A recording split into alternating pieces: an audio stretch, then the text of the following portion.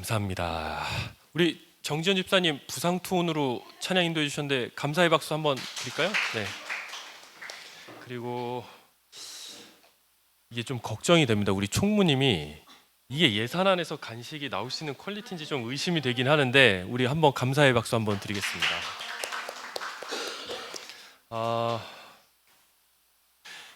사실 강의를 준비할 때 이게 작년에 이미 내용을 다 준비했는데도 올해 다시 준비를 하면서 한 주 동안 시름시름을 했습니다. 근데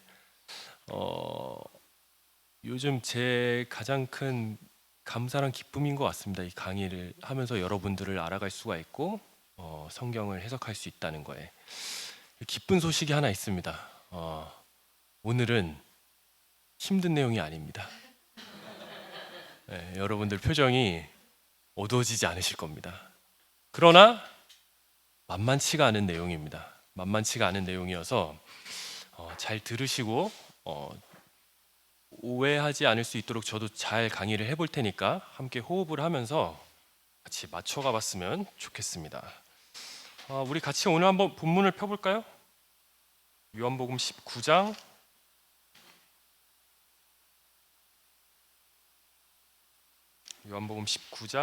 25절에서 27절까지 말씀입니다.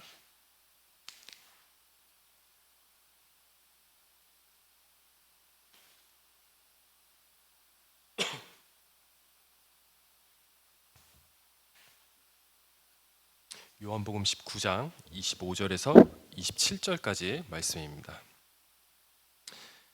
제가 읽겠습니다. 예수의 십자가 곁에는 그 어머니와 이모와 글로바의 아내 마리아와 막달라 마리아가 섰는지라. 예수께서 자기의 어머니와 사랑하시는 제자가 곁에 서 있는 것을 보시고 자기 어머니께 말씀하시되 여자여 보소서 아들이니이다 하시고 또 그 제자에게 이르시되 보라 네 어머니라 하신대 그때부터 그 제자가 자기 집에 모시니라. 아멘. 기독교에서 중요한 단어 중에 하나는 아마 구원일 겁니다. 그렇죠? 구원을 하면은 여러분들은 혹시 어떤 것들이 생각나시나요? 우리 이광호 집사 성함을 말씀해 버렸네. 말 놓치려 버려. 이광호 집사님은 구원하면 어떤 것들이 생각나시나요? 천국 좋습니다. 하늘나라. 네. 하늘나라는 이제 제가 지난주에 강의 때 말씀을 드렸죠. 낙원의 하나님의 나라의 현재성에 대해서 지난주 강의 내용이었고 오늘은 조금 더 다른 얘기를 해보려고 합니다. 우리 윤종희 집사님은 어떤 생각이 드시나요? 구원하면은 죄사함, 천국 아마 이런 단어들이 생각이 나실 겁니다. 제가 일단 첫 번째로 말씀드리고 싶은 거는 구원의 범위입니다. 구원의 범위. 이제 신학자들이 흔히 구원의 범위를 배타주의, 호용주의, 다원주의 이렇게 세 개로 나뉩니다. 이걸 이제 등산과 비교를 해드릴게요. 배타주의는 우리가 믿고 고백하는 바대로 예수 외에는 어떠한 구원의 길이 없다. 이게 배타주의입니다. 그런 측면에서 저희는 모두가 다 배타주의입니다. 그렇죠? 예수 외에는 구원의 길이 없다고 얘기하니까. 등산으로 따지자면은 이제 밑에 출발 전부터 산 정상까지 가는데 오직 한 길만을 인정을 하는 겁니다. 그리고 이렇게 배타주의가 있는 것에 반해 포용주의라는 게 있습니다. 포용주의는 뭐냐면은 예수를 믿지도 않고 진리를 듣지도 못했지만 뭐라 그럴까요? 은연중에 하나님을 신으로 고백하고 그가 구원을 받았다라고 얘기를 하는 겁니다. 그러니까 이를테면 이런 거죠. 등산을 할 때 아니요, 포용주의는 다원주의랑 같이 말씀을 드리는 게 낫겠네요. 다원주의도 있는데 다원주의는 뭐냐? 예수가 아니더라도 구원의 길이 있다. 이게 다원주의입니다. 그러니까 포용주의랑 다원주의는 쉽게 얘기하면은 아까 우리가 등산할 때처럼 출발지에서 산 정상까지 갈 때 우리는 한 길만을 인정을 하는데 포용주의와 다원주의는 이 길이 아니더라도 산 정상만 가면 된다. 이게 포용주의랑 다원주의입니다. 그래서 이제 우리가 흔히 얘기할 때 아마 이 표현은 들어보셨을 것 같아요. 구원의 범위에서 보편 구원과 제한, 배타적 구원론을 얘기합니다. 여기 보편 구원이 이제 흔히 얘기하는 포용주의와 다원주의가 속해 있는 거죠. 이거에 대해서 성경이 증언을 할까요, 안 할까요? 모든 사람이 구원을 받을 수 있을 것이다.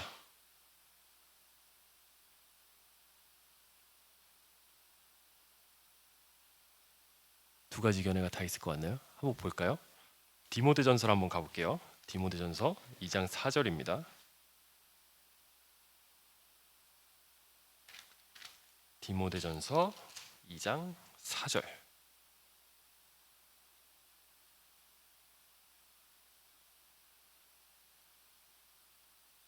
하나님은 모든 사람이 구원을 받으며 진리를 아는 데에 이르기를 원하시느니라.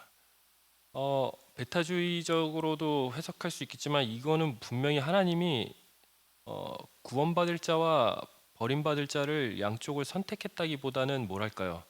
모든 사람이 구원을 받고 진리를 아는 데에 이르기를 원하시기 때문에 시간을 유보하시는 것 같은 뉘앙스를 풍기게 됩니다. 그렇죠? 또 하나 살펴볼게요. 베드로후서 3장 9절입니다.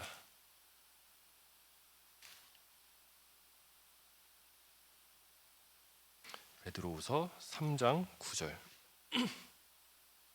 주의 약속은 어떤 이들이 더디다고 생각하는 것 같이 더딘 것이 아니라 오직 주께서는 너희를 대하여 오래 참으사 아무도 멸망하지 아니하고 다 회개하기를 이르기를 원하시느니라. 지금 이 두 구절에서 보다시피 하나님이 시간을 유보하고 있다는 게 분명히 확실한 것 같습니다. 그렇죠? 하나님이 모든 사람이 구원을 받기를 원한다는 거죠. 근데 이제 이 보편 구원론의 문제가 하나가 무엇이냐? 모든 걸 열어놓았기 때문에 구원에 대한 무게감, 중요성 이런 것들이 조금 격화되는 느낌이 없지 않아 있습니다. 그렇죠? 아무래도 모든 사람이 구원을 받을 수 있다면은 우리는 지금까지 우리가 생각해온 구원은 어떤 것인가라는 질문을 던지게 되죠. 반면에 보편 구원론이 있는 반면에 배타적 구원론도 있습니다. 배타적 구원론은 우리가 흔히 이제 교리반 수업이나 이렇게 듣는 것처럼 하나님이 구원받을 자와 버림받을 자를 택하시고 하나님이 택하신 자만이 구원을 받는다 이겁니다. 근데 여기에도 문제가 있죠. 뭐냐면은 제한 속죄는 십자가를 희망하는 게 아니라 어떻게 보면은 심판, 절망을 가속화하는 데 초점을 맞춘 것 같습니다. 왜일까요? 아마 여러분들이 흔히 하는 질문에 있을 겁니다. 뭐죠? 세종대왕과 이순신은 지옥에 갔나요? 이거죠. 그러니까 이 배타적 구원론은 뭐가 문제냐면은 구원이 가진 풍성함에 초점을 맞추기보다는 저 사람은 버림받아서 어디로 갔을까? 여기에 초점을 맞추게 됩니다. 근데 성경은 지금 얘기하다시피 양쪽 모두를 얘기도 하지만 이게 정확히 얘기하자면은 둘 중에 보편과 베타 중에 하나를 선택하라가 아니라 구원의 양 성격을 얘기하는 겁니다. 구원의 성질, 성격을 얘기하는 거예요. 그럼 여기서 조금 더 들어가 볼게요. 구원의 성격은 무엇이 있느냐? 첫 번째로 칭의적 성격이 있습니다. 이거는 좀 더 쉽게 표현하면 법정적 성격입니다. 아까 우리 집사님들이 말씀하신 것처럼 구원에 대해서 구원을 생각할 때 우리가 천국을 가느냐 지옥을 가느냐의 문제, 그리고 죄 사함을 받았느냐 안 받았느냐의 문제, 이게 다 법정적 구원, 칭의적 관점에서 보는 거예요. 틀렸다는 게 아닙니다. 저는 칭의가 분명히 성경에서 얘기하고 있습니다. 이거는 진리입니다. 그런데 법정적 관점으로만 보면 무엇이 있냐면은 하나님을 아버지로 생각하는데 조금 장애물이 있습니다. 그렇죠. 왜죠? 하나님은 판사이자 검사이고 우리는 피고인에 불과하기 때문이죠. 그래서 하나님이 판사와 검사로서 우리에게 죄를 사하겠다고 최종 판결을 내리셨고 우리는 피고인으로서 그 최종 판결을 받고 집으로 나섰는데 그 이후에 판사와 피고인 간의 관계가 있나요? 없나요? 없죠. 그러니까 우리가 신앙생활을 할 때 가장 큰 문제가 뭐냐면은 판결은 받아서 확실히 내가 이제 구원받았다는 것을 천국 가는 거는 알겠는데 법정의 문을 나서는 순간에 어떻게 살아야 될지를 모르겠다는데 애로사항이 있습니다. 애로사항이. 그러니까 법정적 기준으로 모든 것들을 들이대기 시작합니다. 그러니까 내가 뭘 해야 될지를 모르겠으니까 뭘 가장 우선적으로 하느냐면은 상대가 지옥을 가냐 안 가냐, 저 사람은 구원을 받았냐 안 받았냐, 여기에 초점이 맞춰지게 되는 거예요. 근데 아까 말씀드렸다시피 성경은 너희들이 내세에 초점을 맞추는 게 아니라 그 내세로 너희들의 운명이 이미 정해졌으니까 너희들의 정체성이 무엇인지 어떻게 살아야 할지를 얘기하고 있다는 거예요. 근데 그러니까 이제 이 법정적 기준으로 들이대자면 예를 들면 이런 거예요. 우리 청년 2부는 리더들이 있어요. 그런데 제가 부임하고 이제 처음부터 이제 체계화를 잡아가야겠다는 생각이 든 거예요. 왜냐면 여러분들도 아시겠지만 사실 담임 목회자 외에 부교역자가 부서를 맡으면은 어떻게 보면 왔다 가는 사람들입니다. 거기에 남아 있는 사람들은 각 부서의 교사들이고 공동체 원들이에요.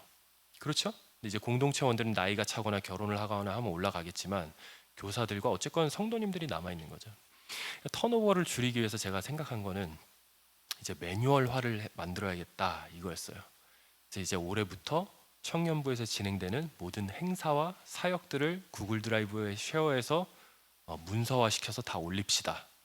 그리고 청년부의 주도권을 드리기 위해서, 주도성을 드리기 위해서 교역자가 끌고 가는 게 아니라 여러분들이 하고 싶은 걸 하기 위해서 뭘 제가 제안했냐면은 각 행사의 담당자를 맡고 기획안을 쓰라고 했어요. 그때 우리 리더들이 뿔따구가 난 거죠. 이 사람이 오자마자 여기서도 일을 시키려고 작정을 했구나 이러고 저한테 따지고 드는 거예요. 근데 여기서 제가 만약에 법정적 기준으로 들이대면 제가 뭐라 그럴까요? 입 다물고 해. 이렇게 되겠죠. 그렇잖아요. 내가 지금 목적이 이러고 목표가 이런데 우리가 다 선한 일을 위해서 하자는 건데 우리가 놀자는 것도 아니 뭐 이상한 일을 하자는 것도 아니고 못할 이유가 뭐 있습니까? 끌고 가겠죠.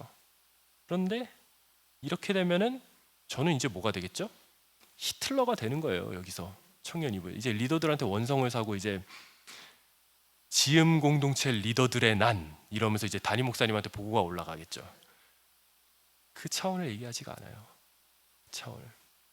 구원에는 칭의적 관점도 있지만 여러분들이 꼭 기억하셔야 되는 게 뭐냐면은 연합의 관점이 있습니다. 오늘 살펴보려는 게 이 연합이에요. 연합. 연합은 법정적 관점이 아니라 쉽게 말씀드리면은 가족적 관점입니다. 가족적 관점. 가족은 어떤가요? 법의 기준으로 들이댈 수 있나요? 안 되죠. 왼수 같은 배우자가 술 처먹고 늦게 들어왔는데도 다음날 밥 한 끼 차려주게 되고 자식들이 말을 안 듣고 학원 땡땡이 치고 준비물 사라고 돈 줬는데 그거 삥땅 쳤는데도 챙기고 키우고 밥 사 먹이고 옷 챙겨 입히고 가족들은 어떻게 보면 법적 기준을 벗어납니다. 품게 되죠. 그러니까 이 부분을 구원이 얘기하고 있습니다. 그리고 이 부분이 여러분들의 신앙의 현재를 어떻게 살아야 될지를 얘기합니다. 리건 던컨이라는 개혁주의 조직 신학자가 있어요. 이 신학자가 한국에 아직 번역은 안 됐는데 이제 미국인들 신학자 목회자들끼리 대담하는 거에 보면 이런 얘기를 하더라고요. 연합은 가장 저평가된 교리라고. 그만큼 한국 교회도 마찬가지로 미국이나 한국이나 모든 교회들이 칭의로서는 얘기를 하는데 연합으로서의 구원을 얘기를 하지 못해요. 연합이야 봐야 기껏해야 교회론적으로 그리스도는 머리시고 우리는 각 지체니까 우리가 그리스도와 연합돼 있다. 여기까지는 설명이 돼 있는데 그 이상의 성경이 연합적으로 얼마나 풍성하게 설명하는지를 놓치고 있습니다. 그거를 오늘 한번 살펴볼 거예요. 자, 우리 다시 본문으로 돌아와서 본문을 한번 가볼게요. 요한복음 19장이요.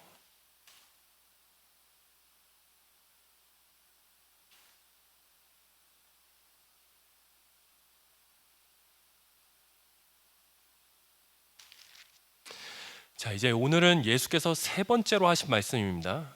여자여 보소서 당신의 아들이니이다. 그리고 요한에게 네 어머니다 라고 말씀하시는 장면입니다. 제자들이 예수께서 십자가에 못 박히셨을 때 다 도망갑니다. 성인 남성인 제자들은 다 도망가고, 지금 예수가 십자가에 못 박혀 있는데 이 앞에 남아 있는 자들은 아무 힘도 인권도 보장받지 못하는 4명의 여인과 1명의 어린 자가 있어요. 이 어린 자가 누굴까요? 그렇죠, 사도 요한입니다. 아마 당시에 수염도 안 자랐을 거예요.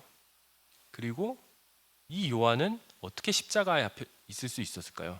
아직 성인 남성이 안 됐기 때문에 로마 병사들이 체포하지 않았을 거예요. 제자라는 이유로. 우리가 이전에 베드로가 부인하고 도망가고 배신하는 것을 봤을 때 예수의 추종자라고 제자라고 생각을 하면 아마 로마 병사들이 잡았을 겁니다. 그런데 도망가서 안 잡죠. 다 도망갔는데 사도 요한만 남아 있습니다. 왜죠? 아직 어리니까. 그러니까 지금 예수의 눈앞에는 모든 자기를 따랐던 성인 남성들, 권리가 보장된 사람들은 다 떠나가고 우리가 흔히 얘기하는 사회적 약자, 취약계층만 5명이 남아 있는 거예요. 그리고 말씀하시는 거죠. 당신의 어머니를 향해서 여자여 보소서 아들입니다 라고 얘기를 합니다. 근데 좀 이상한 부분이 있습니다. 아들입니다 라고 얘기를 할 때 아들은 어머니를 향해서 얘기하는 거잖아요. 그렇죠? 근데 예수가 왜 여자여 라고 얘기했을까요? 여러분들 한번 큐티를 한다고 생각하고 한번 생각을 추론해 볼까요? 왜 여자여라 그랬을까요? 예수가. 여러분들이 큐티 하신다면 이 본문을 어떻게 묵상하시겠습니까? 다들 표정이 그냥 빨리 진행해라.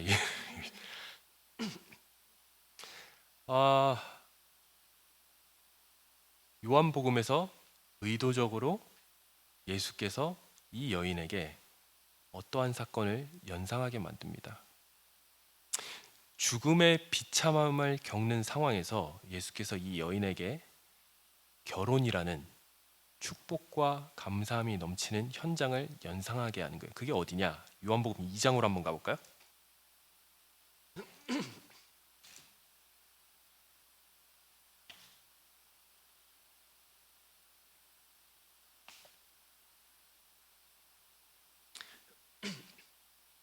1절부터 12절까지입니다. 한 절씩 교독하고 마지막 12절은 합독을 할까요? 네, 제가 먼저 읽겠습니다. 사흘째 되던 날 갈릴리 가나에 혼례가 있어 예수의 어머니도 거기 계시고 포도주가 떨어진지라 예수의 어머니가 예수에게 이르되 저들에게 포도주가 없다 하니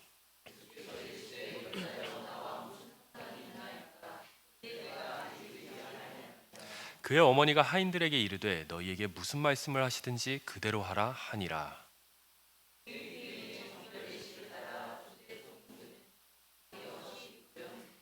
예수께서 그들에게 이르시되 항아리에 물을 채우라 하신즉 아귀까지 채우니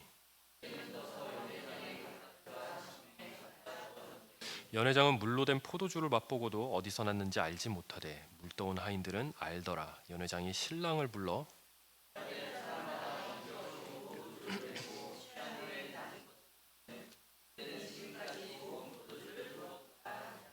예수께서 이 첫 표적을 갈릴리 가나에서 행하여 그의 영광을 나타내심에 제자들이 그를 믿으니라. 같이 읽겠습니다. 그 후에 예수께서 그 어머니와 형제들과 제자들과 함께 가버나움으로 내려가셨으나 거기에 여러 날 계시지는 아니하시니라. 우리가 보통 성경을 이제 믿지 않는 사람들이 성경을 처음으로 읽겠다고 할 때 아니면 교회에 등록한 지 얼마 안 된 사람들을 성경을 읽게 할 때 가장 먼저 읽게 하는 게 아마 보통 요한복음일 겁니다. 그렇죠? 요한복음이 쉽다고 생각하니까요. 근데 요한복음이 제가 볼 때는 신약 성경 중 제일 어려운 책 중에 하나입니다. 네, 제일 어려운 책 중에 하나예요. 예를 들면은 지금 이 기적 같은 경우에도 제가 오병이어 설교 때 얘기했다시피 예수께서 행하신 7가지의 기적 중에 첫 번째 기적입니다. 그리고 이게 하나님의 창조와 연결을 지으면서 하나님의 목적하시고 이루시는 과정과 방법이 어떠한지를 설명해 주는 책이에요. 이 본문이 그거를 얘기하고 있는데 지금 방금 살펴본 예수께서 하신 세 번째 말씀과 비교를 했을 때 또 살펴볼 내용이 있어요. 뭐죠? 여기서도 여자여라고 합니다. 당시 고대 사회에 의하면은 손님들을 환대하는 의무가 있었습니다. 그들에게는. 그러니까 결혼식에서 혼주 측의 가장 큰 사명은 무엇이냐? 손님들을 환대해야 되는 거예요. 그런데 여기서 포도주가 떨어집니다. 포도주가 떨어졌다는 것은 뭘 의미할까요? 위기입니다. 위기. 혼주 측 입장에서는 그 당시 법적으로 소송까지 들어가서 경제적 타격을 입을 수도 있고, 요즘이야 개인주의로 이제 각자 도생으로 삶을 살아가는 모양새가 이제 한국에도 나타나지만, 이 당시에 이스라엘 백성들은 공동체적 문화입니다. 그러니까 이 무리에서 포도주가 떨어졌다는 것은 이 가문이 수치를 당하고 이제 배척될 수 있는 위험에 처하게 된 거예요. 그래서 마리아가 얘기하죠. 포도주가 떨어졌다고. 예수가 의미심장하게 여자여, 그게 나와 무슨 상관입니까? 라고 얘기를 합니다. 여기서도 저기서도 예수는 마리아에게 일관적으로 여자여 라고 얘기를 하는 거예요. 근데 여기서 한번 생각할 부분은, 요한복음의 저자인 사도 요한은 일관적으로 예수의 어머니라고 기록합니다. 여기에 좀 이제 우리가 풀어야 할 문제가 있을 거예요. 예수는 여자여라고 하는데 사도 요한은 왜 의도적으로 독자에게 예수의 어머니라고 평가하는가? 그거를 풀어낼 수 있는 게 오늘 본문인 거예요. 그리고 이 본문을 풀기 위해서는 성경의 시작으로 돌아가야 되는데, 우리 한번 창세기 3장으로 들어가 볼게요.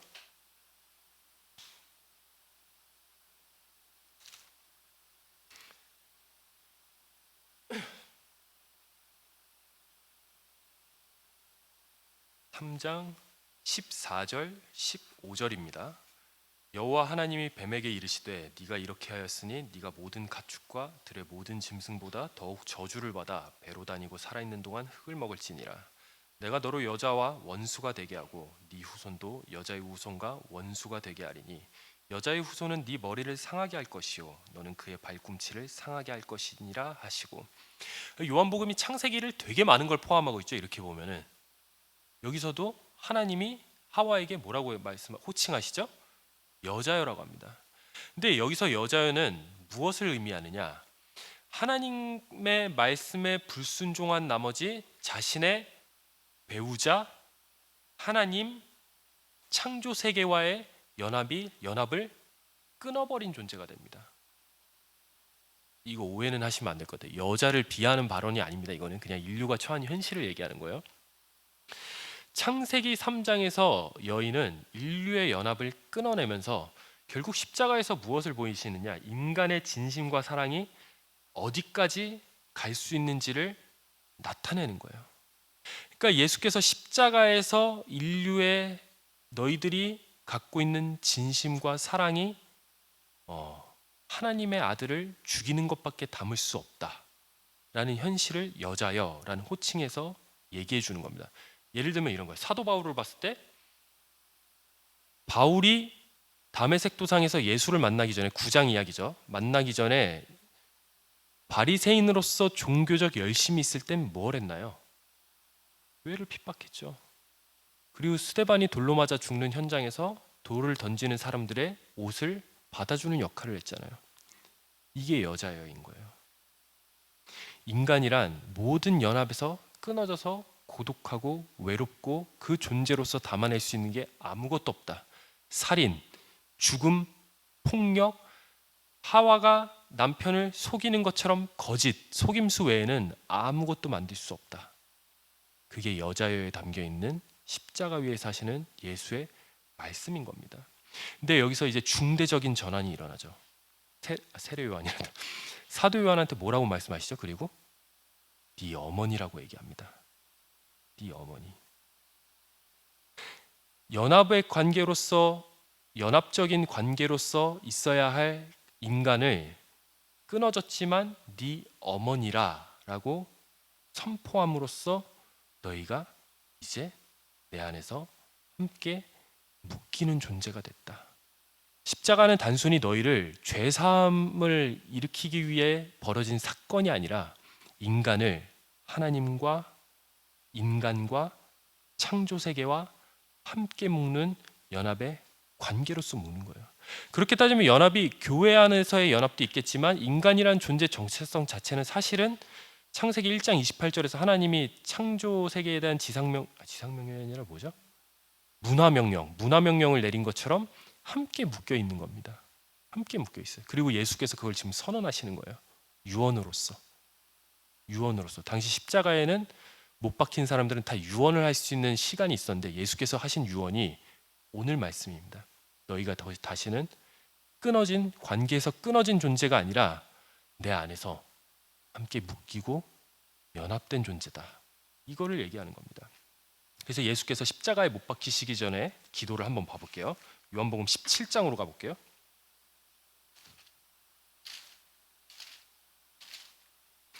요한복음 17장 15절 이하입니다.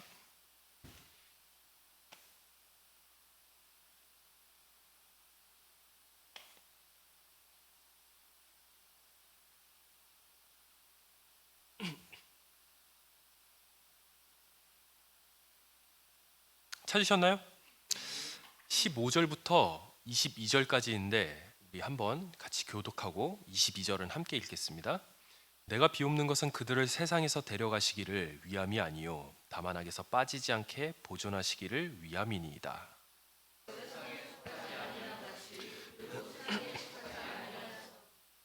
그들을 진리로 거룩하게 하옵소서. 아버지의 말씀은 진리니이다.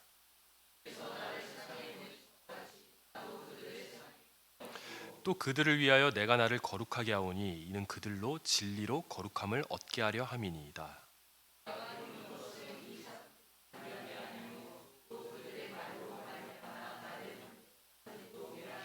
아버지여, 아버지께서 내 안에 내가 아버지 안에 있는 것 같이 그들도 다 하나가 되어 우리 안에 있게 하사 세상으로 아버지께서 나를 보내신 것을 믿게 하옵소서. 같이 읽겠습니다.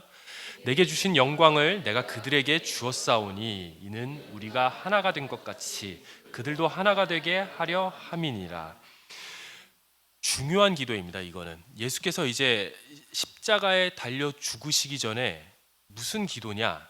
신자라는 정체성과 교회가 무엇인지를 깨닫게 하기 위한 기도인 겁니다.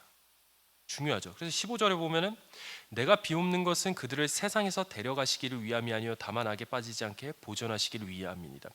여기서 악에 빠지지 않게는 악이라는 존재, 하나님과 인류를 분리시키기 위해서 애쓰는 존재처럼 연합에서부터 끊어진 존재를 회복시키기 위한 기도를 하는 거예요. 근데 그 방법이 뭐라 그러죠?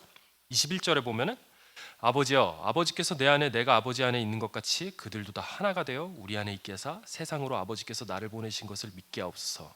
내게 주신 영광을 내가 그들에게 주었사오니 이는 우리가 하나가 된 것 같이 그들도 하나가 되게 하려 함이니이다. 연합이란 무엇이냐? 여러분들이 교회 공동체에서 연합도 있는데 자 여기가 중요해요. 잘 주목하세요. 하나님이 삼위일체 관계 가운데 우리를 초대하신 겁니다. 그러니까 하나님이 인간을 하나님의 형상으로 창조했다는 것은 무엇이냐? 하나님이 그냥 독자적 존재로 있는 게 아니라 관계적 존재로 당신의 존재론적 정체성을 정의했듯이 우리 또한 관계적인 존재로 창조하셨다는 거예요. 그런 측면에서 우리가 연합된 존재는 무엇이냐? 우리가 이웃과 하나님과 창조 세계와 이렇게 세계가 연합되는 것도 있지만 동시에 굉장한 겁니다. 하나님의 신적 관계 안에 피조물을 초대하신 거예요.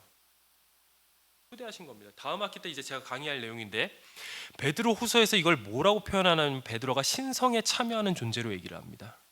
거기서는 신성한 성품에 참여하게 하기 위함이라고 얘기하는데 여기서 성품은 한국교회가 칭의적 관점으로 인해서 원어를 좀 희석시켜서 번역한 거예요. 영어 성경이 얘기하듯이 divine nature, 신적 본성에 참여하는 자가 되는 거예요. 피조물이 어떻게 창조주의 본성에 참여할까요? 그거는 말이 안 돼요. 말이 되지 않습니다. 다음 학기 때 자세하게 이걸 풀어내겠지만 우리가 일단은 지금 여러분들이 기억하실 것은, 여러분들이 신자가 됐다는 것은 칭의적 관점에서 천국에 갈 티켓을 얻은 것도 있지만, 연합의 관점에서 봤을 때 삼위일체의 관계 안에 우리가 초대되고 아버지께서 나를 보내신 것 같이 그들로 하나가 되어 세상에 보내게 해서 하나님의 영광을 담아내겠다고 선언하는 게 구원이요, 연합이요, 가족적 관점의 구원인 겁니다.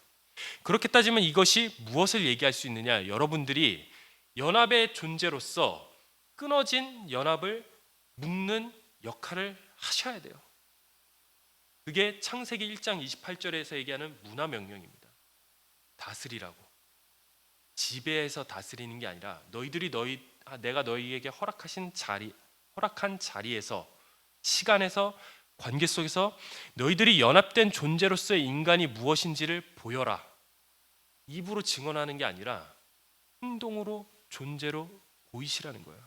그렇게 따지면 여러분들의 인생이 그냥 천국 가기 전까지 대충 전도와 선교로 때워 넘기는 게 아니라 여러분들의 현실이 뭐죠?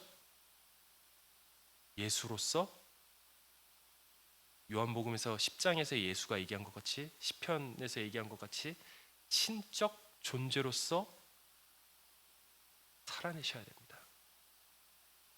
여러분, 굉장히 신앙이라는 건 어떻게 보면 현재적으로 봤을 때, 실존적으로 봤을 때 능동적인 차원의 문제인 거예요.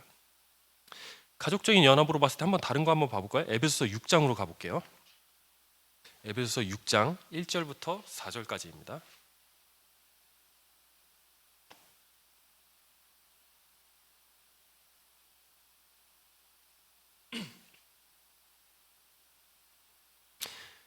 자녀들아, 주 안에서 너희 부모에게 순종하라. 이것이 옳으니라. 네 아버지와 어머니를 공경하라. 이것은 약속이 있는 첫 계명이니 이로써 네가 잘되고 땅에서 장수하리라. 또 아비들아, 너희 자녀를 노엽게 하지 말고 오직 주의 교훈과 훈계로 양육하라. 이 본문을 보면서 우리는 자녀들에게 얘기합니다. 이거 봐라. 십계명과 함께 너희들이 나를 공경하는 게 하나님의 뜻이야 라고 공가를 치게 되죠. 그죠? 근데 주목할 부분이 있어요. 에베소서는 바울이 교회가 무엇인지를 가르쳐주기 위해 쓴 서신, 편지입니다. 앞에 교회가 무엇인지를 쭉 설명한 다음에, 그 다음에 아내와 남편의 관계, 부모와 자녀의 관계, 마지막에 뭐가 나오죠? 종과 상전의 관계가 나옵니다. 왜 그랬을까요? 교회를 얘기하는데 왜 아내와 남편, 종과 상전, 부모와 자녀 관계가 나왔을까요? 그렇죠. 여기서 말하는 가족은 피상적인 가족이 아니라 너희들이 함께 가족으로 묶여 있다는 거예요. 좀 더 들어가 볼게요. 그러면은 부모가 자녀를 키우는 거는 무엇이라고 생각하시나요? 여러분들의 신앙 안에서.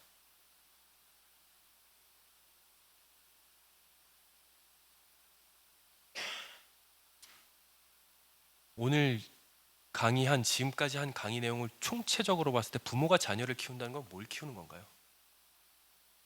신의 형상을 키우는 겁니다. 라이너 마리아 릴케가 쓴 편지에서 쓴 내용을 좀 참고하자면은 여러분들은 신적 존재를 키우시는 겁니다. 그런 측면에서 여러분들은 하나님과 똑같은 역할을 하시는 게 자녀를 양육하는 거예요. 책임을 다하셔야 됩니다. 어떻게 해야 되죠?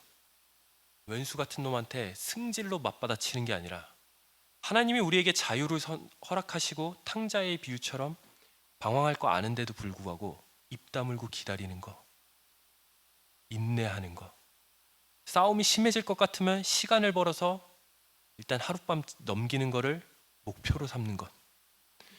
맞잖아요, 그렇죠? 자고 일어나면 약간은 수그러져 있는 걸 우리가 느끼잖아요. 그거를 해내셔야 됩니다, 여러분들이.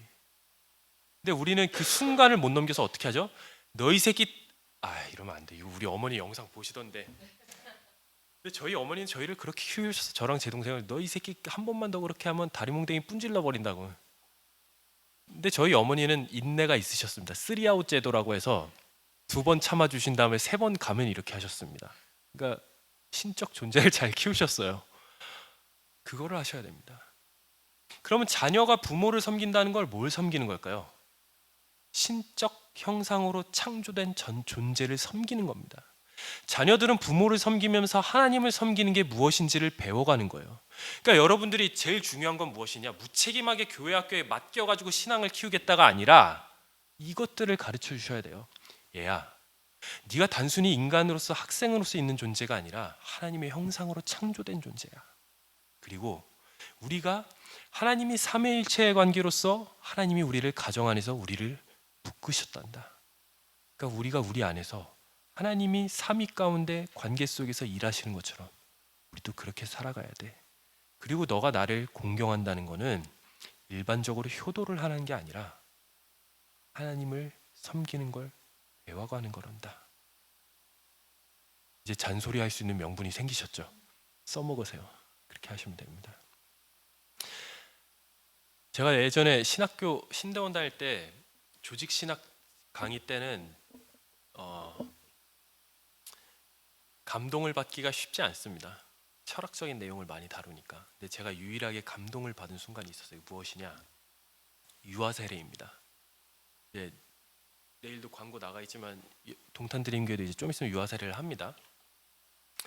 유아 세례는 왜 하는 것 같나요? 부모의 신앙을 아이들도 받게 하기 위해서, 책임을 다하기 위해서.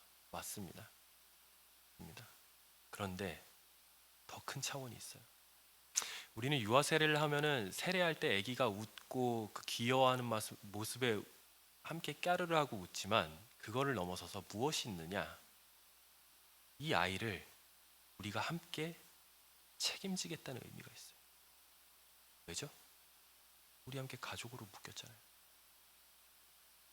저 아이가 방황할지라도 혹시나 비극적인 현실이 덮쳐와서 저 아이가 부모를 잃었을 때 우리가 함께 책임지겠다.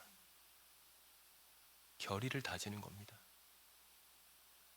내가 저 아이의 부모로서, 사촌 형으로서, 언니로서 책임을 다하겠다. 단순히 웃고 넘어갈 상황은 아닙니다. 이게 그런 결의를 함께 다지고 우리가 함께 가족이라는 것을 인식시키고 기념하는 게 유아 세례입니다. 제가 잠깐 부서 자랑을 좀 해봐도 될까요? 감사합니다. 청년 2부에 아니요, 좀 더 좁힐게요. 청년 2부가 아까 저를 닥달하는 리더들이 있다고 그랬죠. 리더여서 또 이제 잠깐 나오는데 닥달이 닥달로 받아들여지지가 않습니다. 저와 리더들의 가장 큰 장점은 무엇이냐? 의리가 있습니다. 그러니까 지금 여러분 앞에 앉아 있는 이 리더 같은 경우에는 건강이 좋지가 않아요. 아니 근데 잠깐만, 지금 영상 때문에 해명을 해야 돼. 나이가 들었다는 게 아니라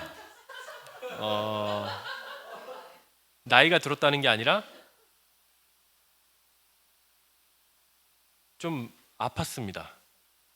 아팠고 그 질병으로 인해 아침에 일찍 일어나기가 쉽지가 않아요. 얼마 전에도 몸살이랑 알러지가 좀 심했었어요. 정말로. 근데 이렇게 나올 수 있다는 거는 의리 외에 달리 할 말이 없습니다. 이거는 저희는 즐겁습니다. 즐겁고 기획안 쓰라고 잔소리했을 때는 또 하기 싫다고 투정도 부리고, 그럼 그 투정을 받아주고, 그리고 또 서로가 서로에게 같이 밥 먹으면서 대화하고 커피 마시면서 앞으로 더 어떻게 이 가정을 화목하게 살림을 꾸려나갈지를 대화를 많이 해요. 부럽죠? 즐겁습니다. 제가 진짜 동탄드림교회 와서 진짜 큰 감사 중에 하나가 우리 리더들 만난 거. 이 리더들이 아니었으면 청년 2부를 이렇게 사역할 수가 없어요. 제가. 그러니까 여기서 함께 웃고 마음에 안 드는 게 있더라도 입 다물고 시간을 번 다음에 나중에 목사님, 기회가는 아니지 않나요? 이게 아까 얘기한 하룻밤 자고 다음에 얘기하라 이거예요. 이걸 리더들이 하고 있다니까요. 그냥 훌륭하죠. 근데 이거를 제가 훈련시켰을까요? 택도 없는 얘기죠. 제가 이제 부임한 지 3, 4개월 됐는데 제가 뭘 훈련을 시켰어요? 그들이 알아서 훈련 받고 와서 그렇게 하는 거예요. 저는 혜택을 입는 입장인 거죠. 그러니까 구원을 연합적인 가족적 관점으로 생각하면서 신앙생활을 한다는 건 이런 거예요. 핏발이 서가지고 예를 들면 이런 거예요. 아, 나 요즘 힘든 일이 생겼어. 왜? 뭐가 힘든데? 이 회사에서 이런 일이 생겼어. 그래? 너 그런 일이 왜 생긴 것 같아? 글쎄 말이야, 왜 생겼지? 난 알아. 뭔데? 너 새벽기도 안 나와서 그래. 이런 재수 없는 얘기하면 안 된다는 겁니다. 그게 아니에요. 가족적인 관점은 뭐예요? 힘든 게 있으면 자녀가 여러분들한테 힘든 거 얘기할 때 여러분들은 어떻게 하세요? 멋이 없으면 그래 내가 다 살아봐서 안 돼. 너 이렇게 해서 저렇게 해서 하면 돼. 답을 내리나요? 멋 없이? 아니죠. 공감을 해주잖아요. 이해를 해주고 받아주잖아요. 이렇게 따지면 칭의적 관점에서 연합적 관점으로 구원을 생각했을 때 우리의 신앙생활이 굉장히 달라질 수가 있을 거예요. 한국교회의 제일 큰 문제 중에 하나가 뭐예요? 법정적 기준으로서 잣대를 들이대가지고 나한테 들이댔을 때 나는 자신이 없으니까 어떻게 해요? 내가 너 새벽기도 안 났을 때부터 내가 알아봤어. 이거 얘기하느라 바쁘잖아요. 11조 해야 돼. 큐티 안 하니까 그렇게 되는 거야. 그게 아니라니까요. 자녀를 키워보니까 가장 큰 하나님께 감탄하는 지점이 어디던가요? 우리 총무님은 어느 지점이 가장 감탄스러우셨어요? 네, 하나님한테 자녀를 키우면서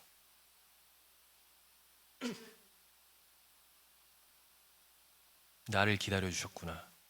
그렇죠. 그렇죠. 그것도 있죠. 우리 김양아 집사님은 뭐가 감동이셨나요? 네. 그렇죠. 그렇죠. 하나님의 인내를 배웁니다.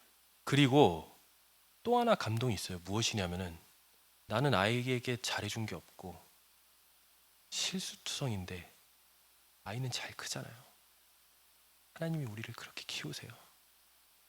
그리고 하나님이 우리를 그렇게 키운 것처럼 우리도 옆에 있는 지체에게 교회 밖에 있는 사람들에게 그렇게 하라는 겁니다.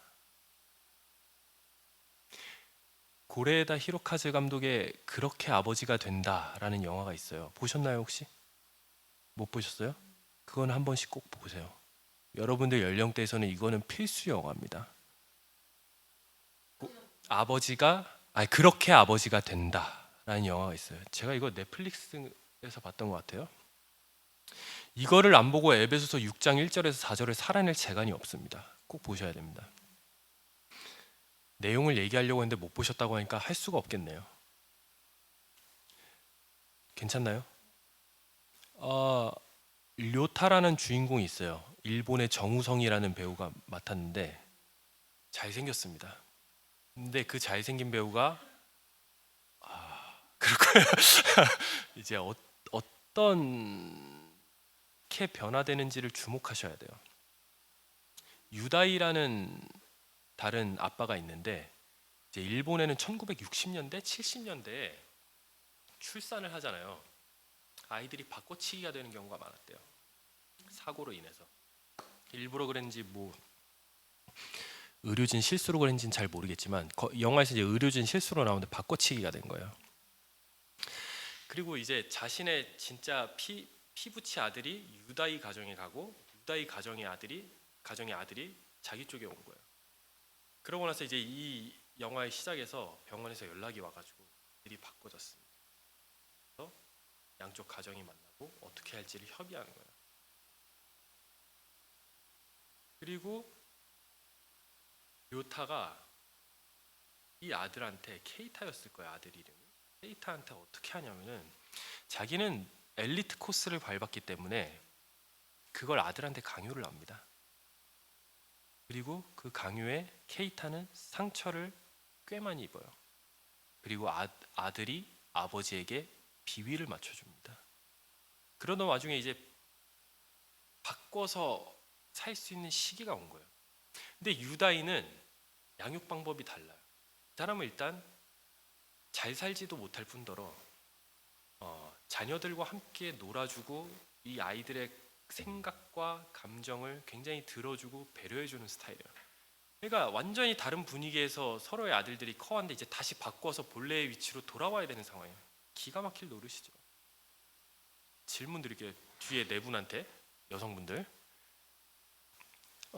피도 눈물도 없이 냉정한데 돈은 잘 벌어오는 남편과 돈은 좀 못 버는데 피도 눈물은 있는 남편 중에 누구를 택하시겠습니까? 거짓말하지 마세요. 전자겠죠. 아, 둘 다요? 그거는 창조 역사 일에 있지가 않습니다.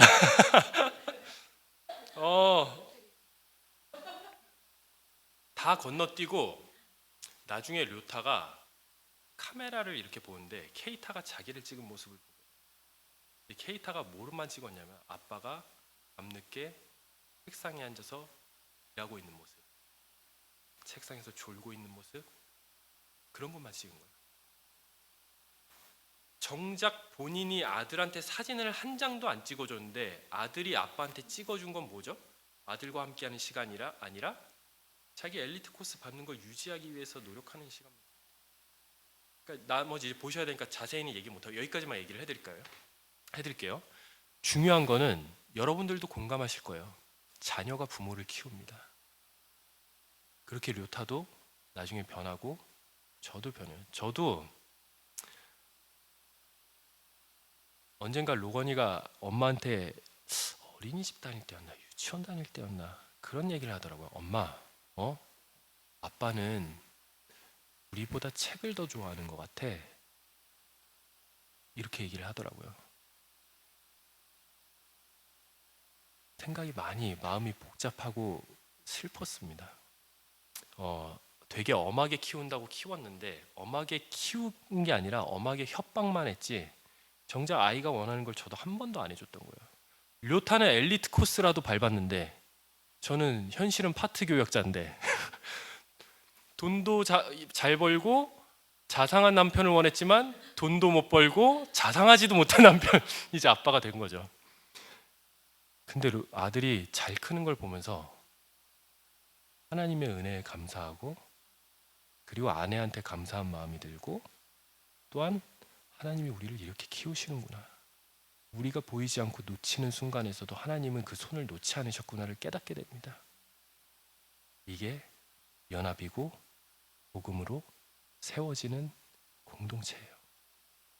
그렇게 따지면 지난주에 이어서 잠깐 이어서 얘기했을 때 여러분들이 부서로서 교사를 섬긴다는 것은 굉장한 거죠.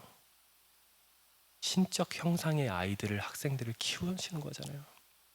이 얼마나 명예롭고 영광스러운 자리입니까? 그러니까 제가 지난주에 말씀드린 것처럼 교사를 하셔야 된다는 거예요. 교사의 현장에서 예를 들면 청소년부 사역 같은 경우에 아이들과 대화가 안 될 겁니다. 대화가 안 되는 게 뭐예요? 일단 말을 안 할 거예요. 그렇죠? 근데 1대1로 신방해 보면 여러분들이 깨닫는 게 하나 있을 거예요. 생각보다 말 잘합니다. 다 같이 있어서 얘기 안 하지. 그리고 그들이 씨름하고 있는 질문과 아픔과 고통과 신음이 있어요. 이걸 들어주세요. 자녀들 얘기 들어주듯이. 아까 얘기했다시피 우리 유아세례 얘기를 생각해보자요. 그 아이들이 그냥 학생이 아니라 우리의 자녀인 거예요. 그럼 자녀의 고통과 신음을 우리는 들어주고 싶지 안 들어주고 싶겠어요? 너 그건 아니야. 그렇게는 아니고 네가 예수 한번 만나고 한번 성령 받아서 횟가닥 뒤집히면 돼. 이렇게 얘기하지 마시고 들어주셔야 됩니다. 그건 언제가 때가 되면은 갈라디아서처럼 때가 차면 하나님이 만나 주실 거예요. 하나님이 당신의 자녀를 아까 얘기한 것처럼 인내하고 기다리시는데 얘네 구원 안 시켜주시겠어요? 어쩌면 이미 구원받았는데 얘기를 안 한 걸 수도 있고요. 그러니까 여러분들이 하실 거는 기다려주세요. 들어주시고 제가 또 하나 진짜 중요한 겁니다. 이거 애들 떡볶이 좀 사주세요. 베스킨라빈스 사주시고 여름 되면은 그거면 됩니다. 가르치려고 하지 마시고 가르치지 않으셔도 됩니다. 가르칠 거는 전도사님들 목사님들한테 떠넘겨 버리세요. 그냥. 그리고 목사님과 전도사님들이 그래도 성경을 좀 공부하시고 가르치셔야 되지 않겠습니까? 임종석 목사가 하지 말라는데요. 그러면 제가 나중에 잘리겠죠? 그러니까 그렇게 얘기하지 마시고 배짱 있게 나가세요. 넉넉해지세요. 품어주세요. 여유로워지세요. 그게 연합된 구원받은 자로서 여러분들이 하셔야 할 역할입니다. 그러면 공동체가 바뀌어질 거예요. 그리고 그 공동체의 분위기와 모습으로 다른 아이들도 와서 함께할 용기를 얻게 될 겁니다. 질문 있으신가요?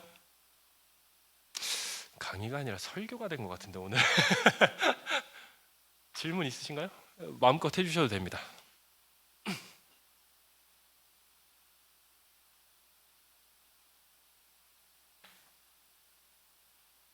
염성필 집사님이 안 계시니까 질문이 없네요, 그죠? 네, 마이크 혹시 부탁드릴게요. 네, 네, 해주셔도 됩니다. 그 성경 있잖아요. 성경에 지금 성경은 옛날 네. 그 한문체 번역한 거잖아요. 근데 이거를 끝끝내 못 고치는 이유가 뭔가요? 이거를 계속 어려운 말투, 옛날식 말투, 어법도 안 맞고 이런 것도 많고 요즘 젊은 애들이 이걸 보면은 보고 싶을까 하는 생각도 드는데 국어 공부하는 수준이에요. 네. 어떤 때는 막 근데 이걸 못 하고 계속 어떻게 보면은 그거 무슨 그것처럼 계속 하는 이유가 뭔가요? 난 궁금해서 그래 평소에 이런 거에 대한 논의가 없나요, 목사님들은? 원어로 보시면 됩니다. 그러니까요. 저희가 그 얘기예요. 농담이고 맨날 원어는 히브리어로 저희가 이게 볼게요. 뭔 뜻이다, 헬라어로 뭔 뜻이다고 말씀하시는데 그거를 왜 못 옮기냐 이거죠. 왜 이거를 이렇게 옛날 한문체를 계속 고집하시냐 이게 궁금해요, 저는 평소에. 그 번역이라는 작업은 사실 번역자의 해석이 무조건 전제됩니다. 그러니까 어렵다고 일단 이거를 전제를 할게요. 성경은 아무리 쉽게 번역해도 일단 읽히지 않습니다. 잘. 제가 어제 시편 설교할 때 얘기한 것처럼 시편 같은 경우에는 동사가 없는 절들이 많아요. 명사로만 이루어졌어요. 이건 한글에서 있을 수가 없는 거죠. 그런 것들이 뭘 담아내고 있는지 한글이 담아내질 못해요. 헬라어와 아람어와 히브리어를. 근데 또 이런 것도 있어요. 개역 개정이 있기 전에 여러분들 젊으셨을 때 개역 한글이라는 버전이 있었어요. 개역 한글이 더 번역을 잘해놓은 경우도 있습니다. 영어 성경도 ESV나 NIV보다 KJV가 더 잘 번역해놓은 경우도 있어요. 이건 어쩔 수 없는 한계인 것 같아요. 근데 제가 여러분들한테 하나 추천드리고 싶은 거는 성경을 읽기가 힘드시면은 유진 피터슨이 번역한 메시지 성경이라는 게 있어요. 이걸로 차라리 읽으셨으면 좋겠어요. 이게 약간의 한계는 무엇이냐면 미국인들을 대상으로 했으니까 미국적 문화가 좀 담겨 있어서 한국인 정서에 좀 맞닿아 있지 않은 부분이 있기는 한데 그럼에도 불구하고 유진 피터슨이 한때 구약 신학자를 생각했던 사람으로서 히브리어도 워낙 잘 번역해놨고 그리고 특히 우리는 예언서라고 하니까 예언으로만 생각을 하잖아요. 근데 예언이 다 시 형식으로 원래 기록돼 있거든요. 그거 맞춰서 되게 잘 풀어놨어요. 우리나라 신학자분들도 마찬가지로 최선을 다해서 여러 신학자분들이 함께 투입해서 감수하시고 번역을 하셔서 완성도가 제법 잘 나왔습니다. 그러니까 메시지 성경으로 통독하시는 것을 저는 추천드릴 수 있을 것 같아요. 그리고 왜 번역을 못하느냐? 그거는 아까 말씀드린 대로 한글이 못 담아내는 영역이 너무 많습니다. 생각보다. 그렇기 때문에 이건 어쩔 수 없는 한계인 것 같아요. 말투요? 그 새 번역 성경이 있어요. 네, 새 번역이 그나마 좀 그거는 잘 고쳐놓은 것 같아요. 네, 쉬운 성경이었나? 그거랑. 네. 네. 예를 들면 이런 거 에베소서 1장 같은 경우에도 3절부터 14절인가 16절인가까지 헬라어로 보면 한 문장이에요. 그냥 한 문장으로 통으로 묶여 있어요. 장문입니다. 근데 그거를 이제 가독성을 위해서 단문을 이렇게 끊어놨는데 이런 것들 여러 복합적인 요소가 사실 고려돼서 그랬을 겁니다. 또 있으신가요, 질문? 장호경 집사님 뭔가 있으신 것 같은데 아닌가요? 네. 기도하고 쉬었다가 파노라마 해볼까요? 하나님 아버지, 하나님은 우리를 재판관으로서 우리를 부르시지 않고 아버지로서 우리를 자녀로 부르셨습니다. 우리가 자녀인데도 불구하고 아버지가 누구인지를, 그리고 옆에 우리의 가족이 있다는 것을 잊을 때가 많습니다. 하나님께서 우리에게 허락하신 구원이 얼마나 풍성한 것인지 깨닫고, 하나님께서 우리에게 허락한 현실 속에서 신성에 참여하는 존재로서, 신적 존재로서, 신의 형상으로 지음받은 존재로서 각자의 역할을 다할 수 있도록 은혜를 더하여 주시옵소서. 한 가지 바라옵기는 각자가 봉사를 하고 가정 속에서 맡은 역할과 책임이 있습니다. 우리 성도님들 너무 힘들어서 내려놓고 싶을 때도 있을 겁니다. 그러나 그 현실이 하나님이 허락하신 현실이고, 우리가 자라나는 현실이고, 하나님이 우리를 키우시기 위해 허락한 무대라는 것을 기억하게 하옵소서. 예수 그리스도의 이름으로 기도드립니다. 아멘. 10분 동안 쉬겠습니다.